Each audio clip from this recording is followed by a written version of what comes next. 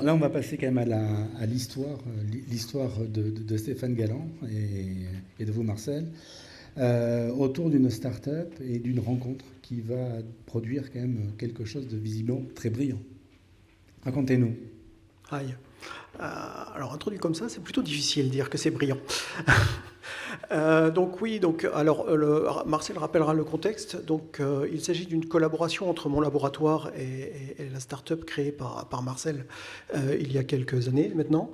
Et comme il a été indiqué lors de l'introduction, il s'agit d'un domaine nucléaire. Donc l'idée ici est de prendre un système complexe ou un système de systèmes, une centrale nucléaire composée de plusieurs millions de composants en interaction avec des règles très précises à la fois de sécurité et de fonctionnement, et de se poser la question, pouvons-nous maintenir ou avoir un chantier de maintenance de cette centrale sans perdre d'argent, en étant efficace et si possible sans faire sauter la centrale. Donc à partir de ce moment-là, bien sûr des experts comme Marcel, il vous racontera mieux que moi je pense tout cela,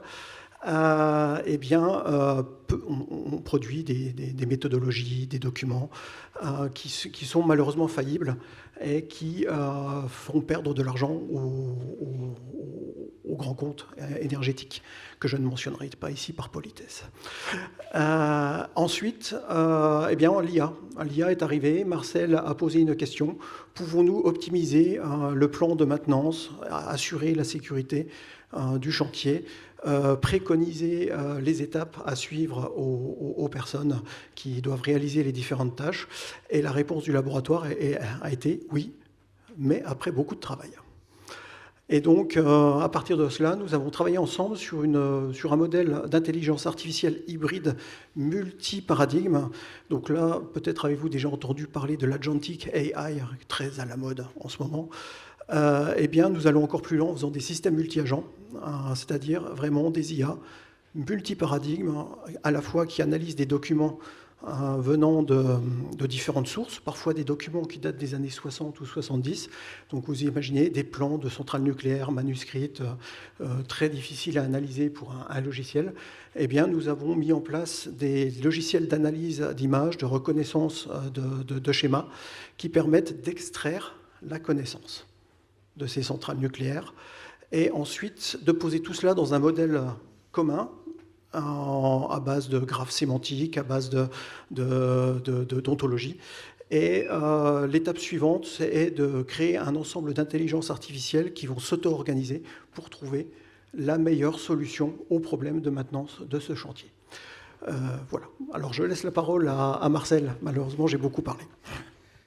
Bravo. Bon, merci. Alors, compliqué de parler après toutes ces personnes avec des sujets très intéressants.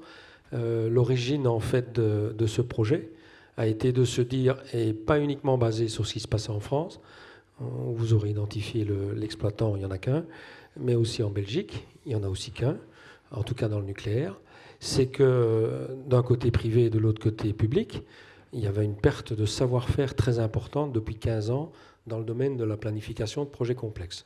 Et pas que dans les centrales nucléaires. Et ça se traduisait par des jours de production perdus de plusieurs millions d'euros par an.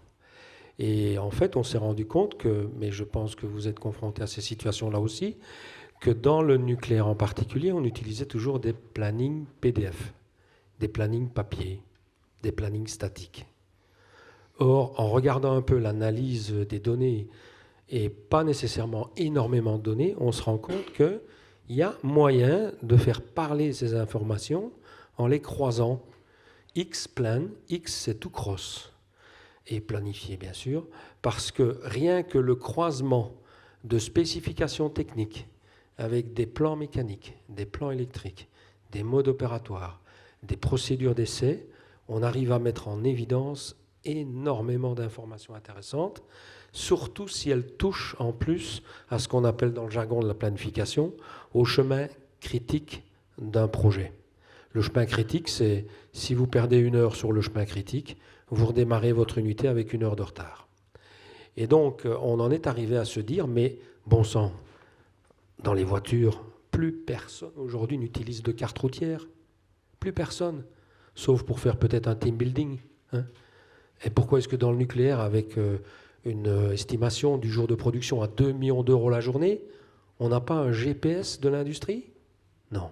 Donc j'ai été frappé à la porte du SIAD, CIAD, et puis j'ai expliqué mon problème à l'équipe de Stéphane, et je leur ai demandé est-ce qu'on peut essayer de travailler ensemble, sachant que derrière nous, on avait fait 2 projets pilotes, parce que la grande difficulté dans ce genre de situation, c'est d'arriver à faire comprendre aux clients, explique-moi ton problème. Qu'est-ce que tu souhaiterais avoir qui te ferait plaisir et qui te permettrait de gagner ces fameux précieux jours perdus? Parce que historiquement, on a fait un premier projet pilote avec un projet de 35 jours, on a gagné 4 jours de production. Mais en se foulant pas vraiment, hein, simplement en croisant la donnée. 4 jours, c'est 8 millions d'euros. Et le projet suivant, qui est un arrêt de 6 mois, on appelle ça en France les grands carénages, mais à l'étranger, c'est un long term operation, 53 jours de gagné sur un projet de 6 mois, rien qu'en croisant la donnée. Alors vous imaginez la situation des experts qui voient ça, qui eux triment sur les plannings depuis des mois, et puis là nous on arrive avec une méthode un peu révolutionnaire, là, mais artisanale à l'époque. Alors justement, petit aparté, ils acceptent? Alors c'est un des problèmes aujourd'hui, c'est cette fameuse conduite du changement. Il faut trouver des sponsors. Dans toute entreprise, il y en a. Il faut trouver des gens qui ont envie de faire le projet avec vous, qui n'ont pas peur du résultat et qui comprennent que ça va être une aide à la décision et pas faire le travail à la place d'eux. Ça, c'est la grosse connerie. C'est jamais vrai. Parce que même la meilleure des IA ne vous donnera jamais le résultat parfait. Il faut qu'il y ait derrière des experts. Moi, j'aime à dire qu'il faut un triangle. Les experts métiers, des informaticiens de très haut vol et des chercheurs. Parce qu'à un moment donné, on tombe sur des verrous techno. L'ingénieur, il n'a pas toutes les solutions dans le domaine, il faut se faire aider. Et donc, suite à ça, avec, pour certains qui connaissent, le pôle de compétitivité de la Nucléaire Vallée, en Bourgogne. Voilà, en Bourgogne, on a décidé de créer une start-up. Enfin, c'est moi qui ai décidé de le faire avec ma boîte alsacienne. Mais eux m'ont conseillé de quitter l'Alsace, ceux qui comprennent un peu l'histoire auront vite compris pourquoi, dans le nucléaire, et de me rapprocher soit de l'Aura ou de la Bourgogne. Et donc, ne connaissant personne, ils m'ont aidé justement à m'installer. Mais l'intérêt, c'est pas moi, c'est ce qu'on a fait ensuite avec le SIAD. Donc, de permettre... Nous, on avait les cahiers de charge, hein, et on savait ce qu'il fallait faire, sauf qu'on n'avait pas l'outil pour industrialiser tout ça. Et c'est avec l'équipe de Stéphane qu'on s'est permis de comprendre. Moi, j'ai dû leur expliquer. Hein, on a passé 2 jours à expliquer un petit peu de quoi étaient constituées les données. Et le lien, bon, ils savaient comment fonctionnait une centrale. Et moi, mon ambition, ce n'était pas de leur expliquer comment, mais surtout de faire parler les données.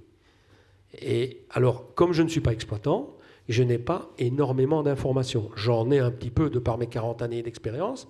Donc, on est frugal également. C'est-à-dire qu'on prend, on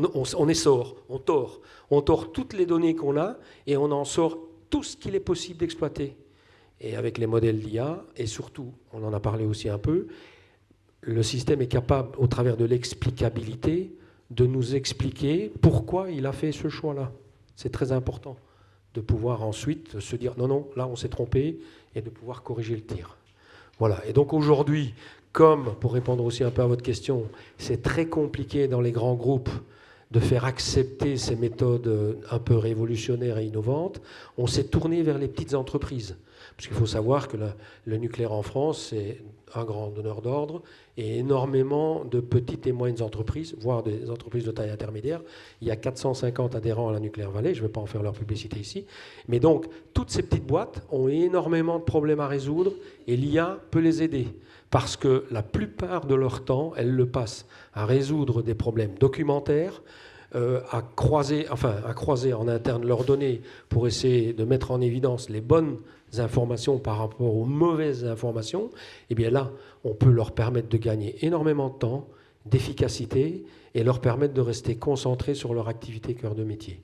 Ce qui nous donne des petits use cases, et avec ces cas d'usage, on va pouvoir ensuite retourner voir les grands donneurs d'ordre, et pas que dans le nucléaire civil, mais dans la défense, dans l'aéronautique, dans le spatial, dans la pétrochimie, dans le pharma, enfin bref, parce qu'on rencontre exactement les mêmes problèmes dans ces industries-là.